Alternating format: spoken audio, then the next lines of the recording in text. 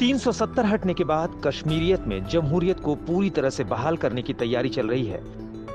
कश्मीर की आवाम इंतजार कर रही है लोकतंत्र के सबसे बड़े त्योहार चुनाव में शिरकत करने का, अपना नेता चुनने के अधिकार का, आतंकवाद पर जोरदार तमाचा मारने का, बुलेट का जवाब बैलेट से देने का। लेकिन 370 हटने के बाद घाटी में बहुत कुछ बदल चुका है। कश्मीर अब विशेष राज्य नहीं रहा, लद्दाख अब उसका हिस्सा नहीं रहा।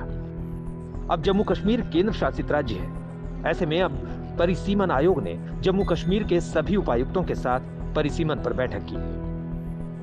विधानसभा क्षेत्रों के पुनर्गठन और 7 नई सीटें बनाने पर विचार विमर्श किया। परिसीमन की कवायद के बाद जम्मू कश्मीर में विधानसभा सीटों की संख्या 83 से बढ़कर 90 हो जाएगी। इसमें 4 सीटें जम्मू और 3 सीटें कश्मीर के खाते में आने की संभावना है। अभी 46 सीटें कश्मीर में और 37 सीटें जम्मू में आती हैं। अगर पूरे क्षेत्र की बात करें तो यहाँ कुल 111 सीटें जम्मू कश्मीर में आती थी, जिसमें कश्मीर की 46, जम्मू की 37, लद्दाख की 4 और पीओके की 24 सीट शामिल है। जहां पीओके की सीट खाली रखी जाती है,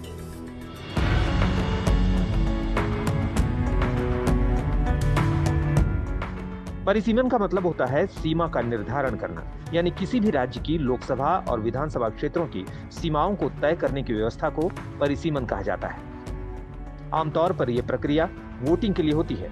लोकसभा और विधानसभा चुनावों के लिए निर्वाचन क्षेत्रों की सीमाओं के निर्धारण के लिए संविधान के अनुच्छेद 82 के तहत केंद्र सरकार हर जनगणना के बाद परिसीमन आयोग का गठन करती है। परिसीमन आयोग जम्मू कश्मीर में आबादी के लिहाज से नए सिरे से परिसीमन करेगा, यानी आबादी के हिसाब से नए सिरे से विधानसभा सीटों की संख्या तय की जाएगी। आबादी के हिसाब से अनुसूचित जनजाति को भी पहली बार प्रतिनिधित्व का मौका मिल सकता है। 10% आबादी के लिहाज से 8 से 9 सीटें अनुसूचित जनजाति के लिए आरक्षित होंगी, जो ओपन कोटे से ही जाएंगी, यानी ओपन कोटे के लिए सीटें घटेंगी। परिसीमन के बाद अनुसूचित जाति के लिए आरक्षित 7 विधानसभा सीटों का रोस्टर बदल जाएगा।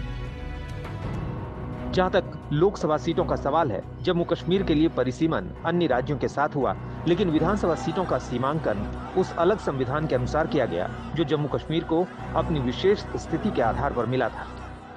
हालांकि अनुच्छेद 370, जिसने जम्मू कश्मीर को विशेष दर्जा दिया था, अब निरस्त हो गया है। इस लिहाज से नए सिरे से परिसीमन का रास्ता साफ हो चुका है, जिसे लेकर अब सियासत भी तेज है।